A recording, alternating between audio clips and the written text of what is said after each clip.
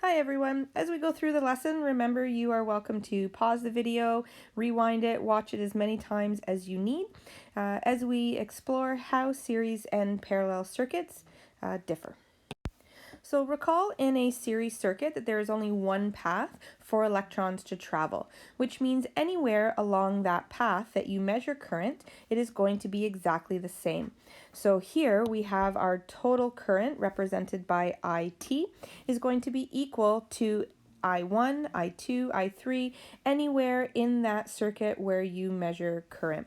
Now in a series circuit, when you add more loads, each load is going to add resistance to that circuit as well.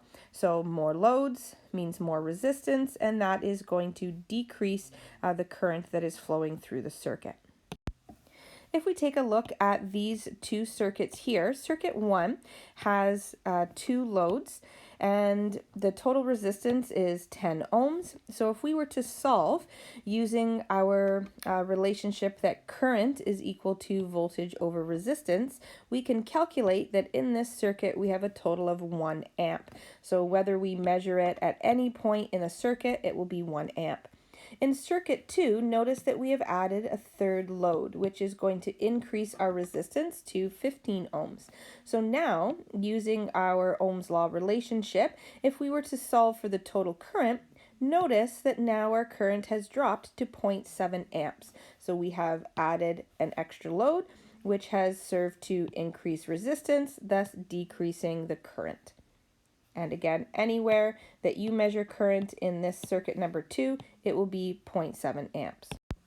Now, in a parallel circuit, the current is a little bit different because in a parallel circuit, we have multiple paths available. So electrons can choose different routes to take as they go around the circuit. So that current is going to be split up between each of these paths. So an important thing to note is they do not have to split evenly. So here we have 3 amps in total. It doesn't necessarily have to be 1 amp, 1 amp, 1 amp going through each one of those paths. And if we take a look, we can see that we've got some different ammeter readings. So let's problem solve. If we have 3 amps in total, all right, and we have 0.33 and 0.67 amps, what would be the current going through this one path? Right, so we would actually have 2 amps flowing through this particular site, right, because that's what's remaining after 0.33 and 0.67 have been dropped off. So how does voltage work? If you recall, the cell converts chemical energy into electric potential energy, which we refer to as voltage. So that particular voltage is going to be given to each electron that leaves the cell. So if you had a AA battery that had 1.5 volts, every electron leaving that battery will be given 1.5 volts. So the electrons will give their voltage to the loads in the circuit and come back to the cell with no more volts. So our loads are voltage drops and our cells are voltage gains. So in a series circuit, our voltage is going to be a sum. So our total voltage in the circuit is going to be the sum of all of the voltages at each one of our loads. All right, so the total voltage of the source is given to all the loads in a path. So you can think of it, if you had a 10-slice pizza, you're dividing those slices of pizza to everybody in your group. And again, it doesn't have to be equal. All right, so here we have V sum. So if we were to go through a quick example here, notice that our total voltage in this circuit is 6 volts. We have 2 volts being dropped off at our first load and 1 volt being dropped off at our second. So if we were to problem solve how many volts our third load is getting, we can start with our equation where our total volts is equal to the sum of all 3 voltage drops. And we rearrange our equation and we solve, and we notice that our V3 is 3 volts in total. And we can do a quick double check by adding 2 and 1 and 3. And yes, that does give us these 6 volts in total. So we have V sum. In a parallel circuit, voltage is a little bit different. So each branch in a parallel circuit is going to get an equal voltage to what is coming out of the source. So again, if we were having a 1.5 volt battery as our energy source, each one of our branches would be receiving that 1.5 volts. So here we can say that our V is equal. So that means that each branch is going to get a voltage that is equal to what is coming out of the source. So if we take a look at this circuit, we can notice it's a parallel circuit and it has 3 paths for the electrons to follow. Each path has only one load, and that load is represented by this resistor symbol, just to simplify our circuit. So if we were to figure out the voltage of each load, remember in a parallel circuit, our V is equal. So if our total voltage is 3 volts, that means that at each one of our loads, we are going to be receiving a total of 3 volts. Now, sometimes when you are solving these circuit problems, you may be asked to solve for resistance. So I want you to recall the lesson from Ohm's law that shows the relationship as resistance being equal to voltage divided by current. So as you go through the next few problem solving slides, you may need to make use of this triangle. So it is time to practice. So when we are trying to solve, let's take our first step, identify the type of circuit, then figure out the relationship that that circuit has for current, and then you can solve for each of those resistors. So press pause and solve, and then I'll give you the solution.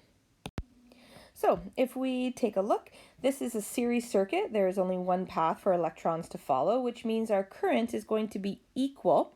Remember, in a series circuit, current is equal.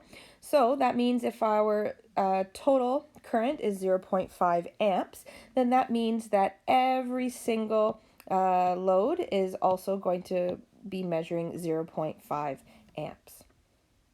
So hopefully you got that one right. Okay, in this example, we are being asked to solve for voltage. So same thing, pause the video, solve for V3, and then we'll see if you got your answer right.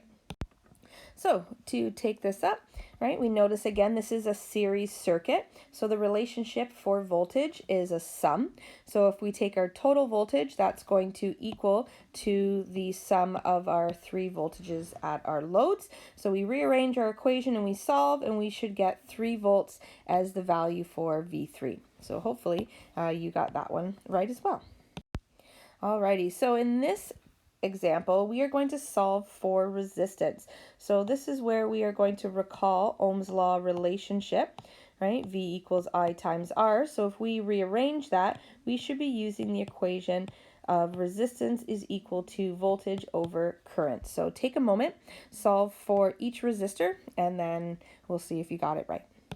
All right, so if we check your work, we will see that our total resistance in this circuit is 16 ohms. Our resistance at our first load is 4 ohms. Our second load is 6 ohms. And our final load is also 6 ohms, right? So if you notice, if we were to add up our 3 resistances, all right, we have 4 plus 6 plus 6, that adds together to make 16 ohms. So our resistance in a series circuit is going to be equal to the sum of the resistance at each load, right? So hopefully you got 4 out of 4 on that one. All right, so let's do some practice now with parallel circuits. So take a moment, solve for V1 and V2, and then we'll check your work. Alrighty, so to take this up, we've got a parallel circuit. So if we recall, the relationship for voltage in a parallel circuit is that the V is going to be equal, right? And we have only one load on each of our branches, which means that that load is going to receive an equal amount of voltage as coming out of our source. So if our total voltage out of our source is 6 volts, then that means that each of our branches and loads are going to receive 6 volts as well, right? So did you get it right? I hope so. Alrighty, so another parallel circuit. This time we are solving for I2. So pause the video, solve for I2, and then we'll check your work. All right, so to take it up, again, this is a parallel circuit. So the relationship there is I sum. So our equation, our total current is equal to the sum of our current at branch 1 and branch 2.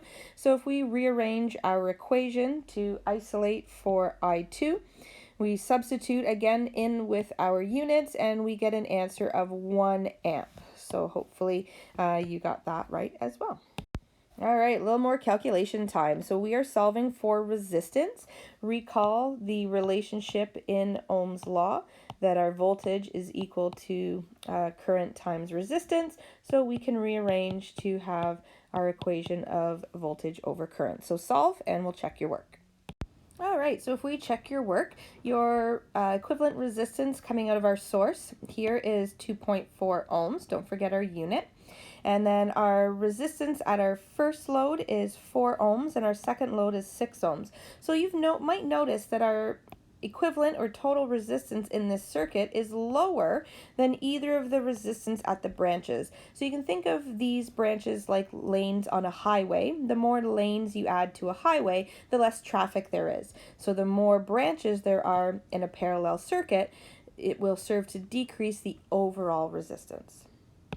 So to summarize resistance in a series circuit, the total resistance will be the sum of the resistance at each one of the loads. In a parallel circuit, instead of total resistance, we refer to it as equivalent resistance. And because each branch will actually decrease the overall resistance, we represent this as inverse fractions. So 1 over our total resistance is equal to the 1 over each one of the resistance at our loads.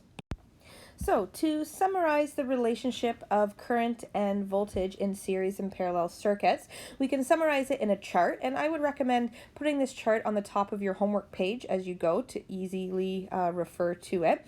So if you can remember one of these boxes, you can fill them all in. So I like to say parallel circuits are I sum.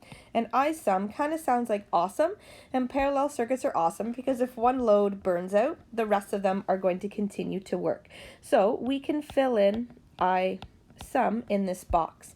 Now the relationship between voltage is going to be the opposite of sum, which our other option was equal.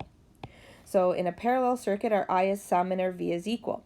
Now to fill in these other two boxes, remember it's the opposite relationship between current and voltage in a series circuit. So here, our I would be equal because anywhere you measure current in a series circuit, it will be equal. And our V is going to be sum. So our total voltage is going to be the sum of the voltages at each of our loads. So write this chart on the top of your pages as you go, and good luck with the rest of your practice questions.